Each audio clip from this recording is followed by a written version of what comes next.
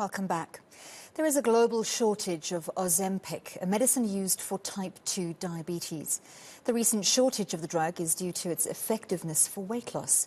It's believed people are asking their doctors for the medication because of its weight loss effects. In 2018, diabetes was the second deadliest disease in South Africa after tuberculosis. We're speaking this evening to Dr. Angela Murphy, a specialist physician and diabetes expert. Thank you so much, Dr. Murphy, for joining us. Do we have a shortage of Ozempic or semaglutide here in South Africa as well? There's no doubt that there is a constrained amount of the medication available in the country at the moment. It's difficult to be able to predict when writing the prescriptions if the patients are going to easily be able to fill out their prescription. It's not that it's not available at all, but not in the amounts that we would hope to have. So there are a range of treatment options for diabetes. How widely is Ozempic used in South Africa, and what's been the impact on the people struggling to get hold of it? There are other medications, even in the same group of medications as Ozempic, which is semaglutide.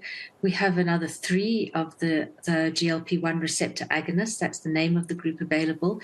In fact, there's even one available in combination with insulin. So we do have choice for our patients.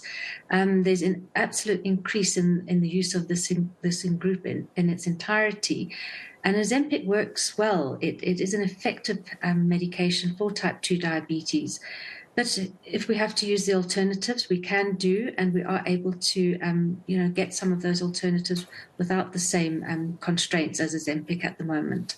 So while many medicines have multiple benefits aside from their intended use, in this case, is it safe to use Ozempic purely for weight loss purposes for people with no history of type 2 diabetes? And is it legal to prescribe it off-label?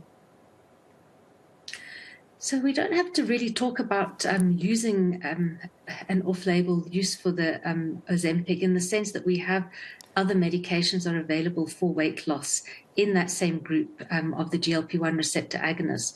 So there is a registered weight loss medication that could be used.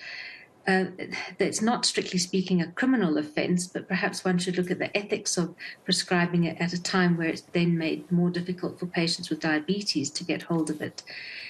As a drug, semaglutide is safe for weight loss because that is being developed, and it will be marketed under a different name, which we know overseas is Wegovy, as a weight loss drug. So it's not a dangerous drug to use.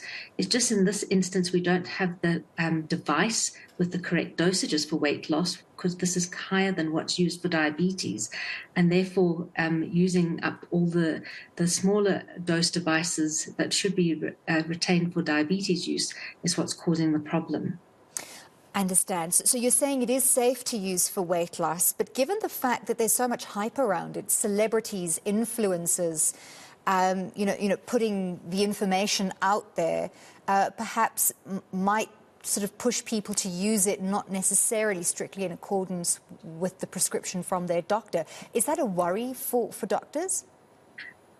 I am concerned, Anne-Lee, you're quite right, to use it indiscriminately. And I'm quite strict with patients when we discuss any medication for weight loss. I really insist that the patient is under the care of a dietitian who's going to guide them with their dietary changes that are required. All of these drug trials that are done with these medications are done with the patients making modifications to their diets.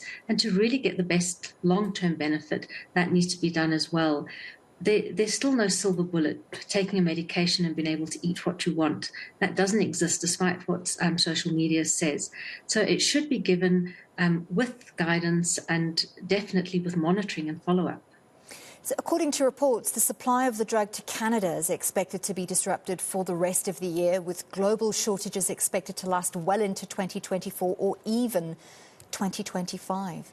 What are the predictions about how long the shortage will last here, given what we know about the demand for it in South Africa?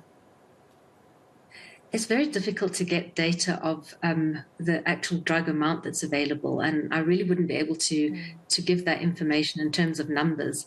As I said, we have other alternatives, and there are other drugs in development which we expect might also be coming to the country, possibly even as early as next year, but definitely by 2025.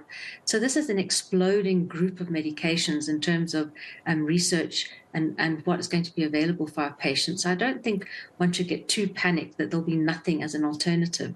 And also that obviously global production is being ramped up as we speak, and hopefully that eventually the stock will get through to us as well. We were talking about ethical considerations a little bit earlier. Do you think a drug like this should be regulated to be made available to diabetes patients first while there is a shortage, and only to patients using it as a weight loss drug if and when there are sufficient stocks? I think there is a consensus among my colleagues that perhaps we should definitely be keeping the prescriptions for type 2 diabetes. And I know that certainly some of the pharma groups, in terms of the pharmacies, have actually tried to help that at the level of not dispensing to patients who haven't got a registration as a chronic condition as diabetes.